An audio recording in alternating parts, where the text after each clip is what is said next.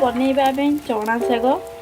तो चना शाग पे मु कौन कौन नहीं चलते देखा। एटा तो शीत दिने प्राय चारिआडे मिल जाइथिबो। एटा निश्चय घरे बनातु और खातु।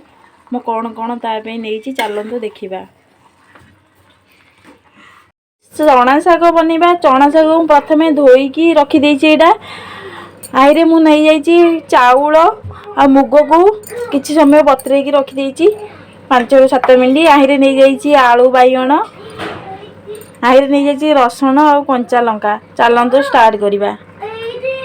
एबे मु गैस रे पानी गरम कर देइची। एबे जो चाउल और डाली की रखी चाउल डाली को भल से आमे पकई देबा। एटा को सिझीबा को छाड़ी देबा। एटा को आमे घोड़ेई देबा। एबे हमर चाउल डाली फुटी आसिले आमे जो काटिकी रखिथिबा आलू बाइगण को भल से पकई देबा। ए पकई के आमे घोड़ेइबा। सिझीबा को किछि समय छाड़ी देबा।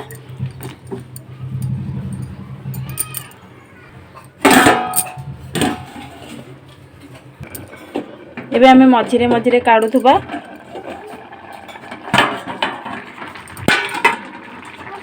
देखो अधा सिझी जाइए आ किछि समय सिझेई देबा। चाउलटा सिझिनी डालीटा आ किछि समय सिझीबो। एबे आमे घोड़ेई देबा। देखो आमर चाउल आ जो मुगडा बाइगण आलू सब सिझी गलानी। एबे आमे शाग को पकेकी आइरे मु लूण किछि पकेई देइची। तो एबे शागडा पकेकी आमे भल से घांटीबा। धीरे धीरे करिकी घांटीबा।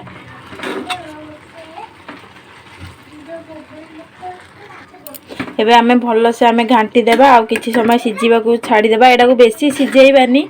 एटा सिझेइले टिके खट्टा लागिबो। आमे अल्प सिझेई एटा को काढी देबा।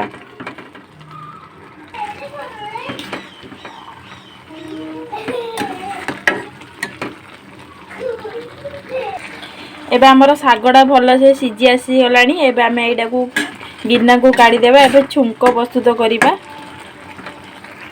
एबे मु काढी देली गिन्ना को। एबे से करेई रे मु किछि सोरिष तेल देई देबी।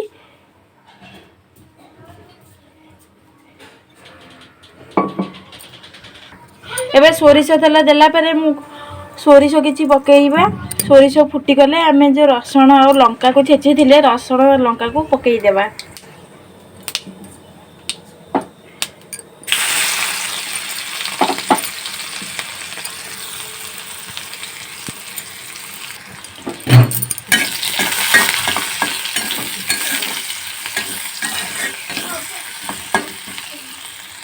एबे हम रसुणटा नाली हो गलानी। एबे आमे जो शागडा को रखिथिले शागडा पकेइकी भल से आमे घोड़ेई देबा।